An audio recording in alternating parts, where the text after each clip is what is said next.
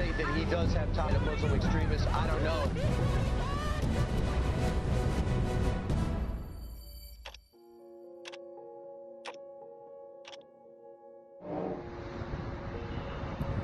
6 years ago, Saudi Arabia and the United Arab Emirates led a campaign against the poorest country in the region.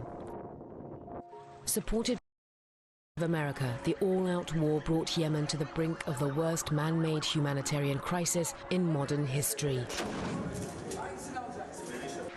In the heat of the presidential election in the US, the Democrat nominee Joe Biden lashed out at the Saudis for the bloody war and promised to end Washington's support to the Saudi-led coalition.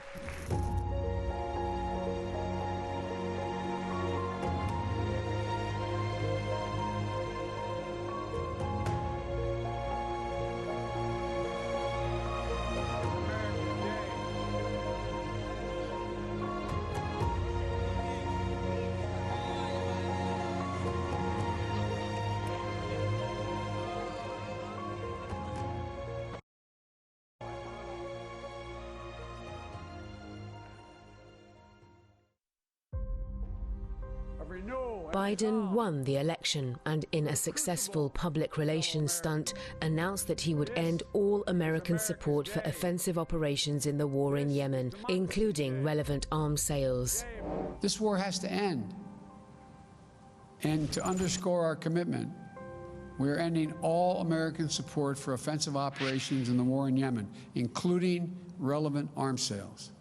نحن نتمنى انه يكون الامريكان صادقين في هذه الوعود، لكن من وجهة نظري الشخصية ان الامريكان دائما عبارة عن ضغوط سياسية على الخليج عشان ياكلوهم اموال ومن هذا القبيل. هم ما يهموش مصلحتنا، واليمنيين عليهم انهم يصلحوا من الداخل وكل الاطراف. كلام الامريكان اننا لا نثق بكلامهم نهائيا على الاطلاق، لانهم كانوا مشتركين في جزء من الحرب ولن نستطيع ان نثق بكلامهم. وإذا أردنا أن نستطيع أن نثق بكلامهم فعليهم أن يوقفوا الحرب مباشرة وحاليا، لأنهم كانوا مشتركين في الحرب مع السعودية، فكيف سنصدق كلامهم الآن؟ Biden also removed Yemen's Ansarullah movement from its so-called terrorist lists to avoid exacerbating the humanitarian situation in the war-torn country and to allow much-needed aid to reach the local residents.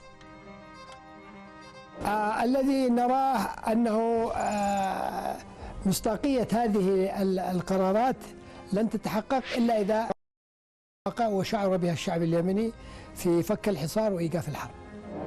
Months later, his administration has yet to detail what forms of support the US has cut off.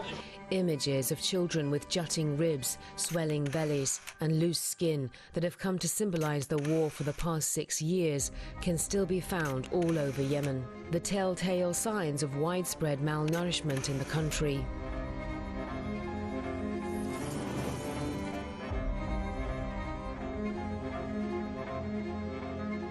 But since Biden promised to end the war on humanitarian grounds upon assuming power in January, things seem to have deteriorated further.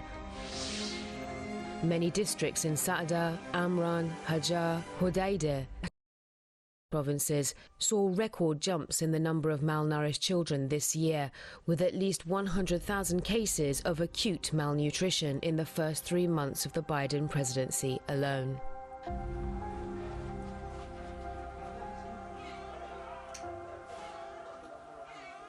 That number represents a massive increase from the same period at the onset of the Trump presidency, when 5,000 cases were recorded.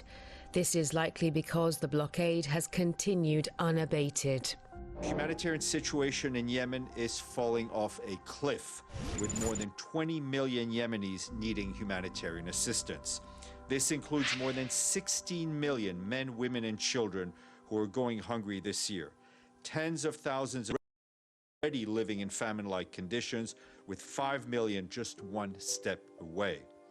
COVID infections have been surging, with hospitals and health facilities reportedly turning away patients due to lack of resources to treat them. In March 2015, when the war began, Saudi Arabia, backed by Washington, moved immediately to strangle the supply of raw materials and foodstuffs into Yemen.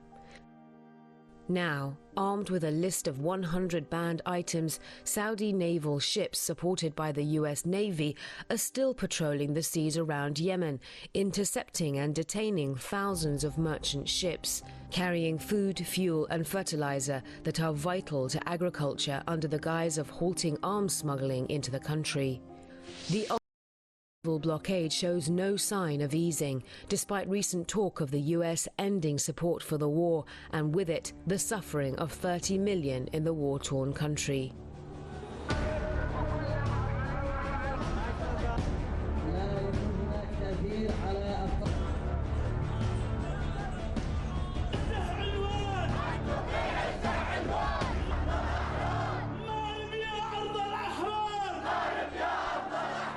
الشعب اليمني لن يسكت على هذا العدوان ولن يسكت على هذا الحصار، وسنكون لهم بالمرصاد، سنقاتلهم في جميع الجبهات وسنضربهم مثل ما يضربوننا، سنضرب طائراتهم وموانئهم ومطاراتهم. نحن نحمل قوى تحالف العدوان وعلى رأسه أمريكا وكذلك الأمم المتحدة شريكا واضحا وأساسيا في هذا الحصار، المسؤولية الكاملة جراء ما آلت إليه الأوضاع في السابق وما ستؤول إليه الأوضاع خلال الأيام القادمة.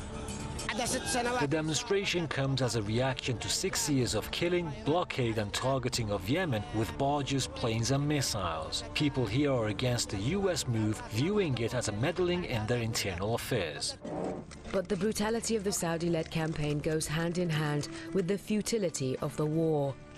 Major recent advances by the Ansarullah movement on the strategically vital oil and gas hub of Marib forced Saudi Arabia to offer a ceasefire agreement to the Houthi fighters.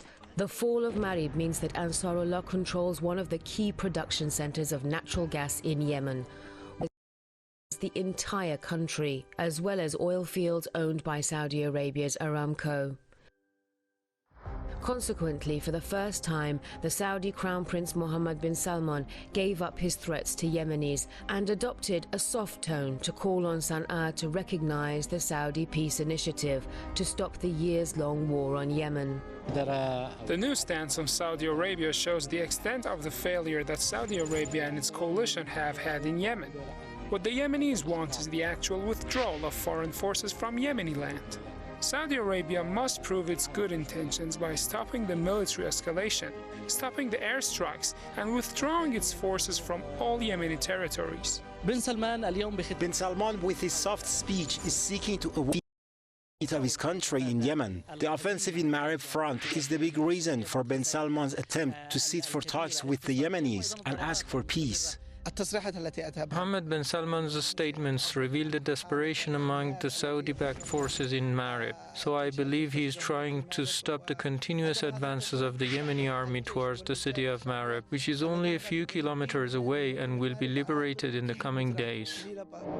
Moreover, the great achievements by the Ansarullah movement have all forced Riyadh to reach out to Tehran so as to help the Saudis get out of the Yemen quagmire. Secret meetings have reportedly been going on, at least since January. هدف گفتگوها هم دو جانبه و هم خب البته ما همواره از این گفتگوها در هر سطحی و در هر شکلی استقبال کردیم. سیاست جدید ما هم نیست، ولی اجازه بدید که منتظر بمونیم و نتیجه این گفتگوها رو ببینیم و بر اساس نتیجه قضاوت بکنیم. جزئیات مذاکراتی و جزئیات گفتگوها شاید الان زود باشه در موردش صحبت بکنیم. The Saudi Crown Prince and the de facto leader Mohammed bin Salman had hoped to quickly crush Ansarullah when he decided to intervene in Yemen back in 2015. An easy victory could help the young prince gain a toehold in the region, but the bloody intervention turned out to be a grave miscalculation. Now, as the Biden administration has to figure out a way to satisfy those congresspersons who are the Saudi kingdom, Riyadh cannot rely on its American ally at this point, as much as it used to. The Saudis' bloodshed in Yemen and the sheer ignorance of continuing the war have brought nothing but disaster for a poor nation and disgrace on the rich kingdom.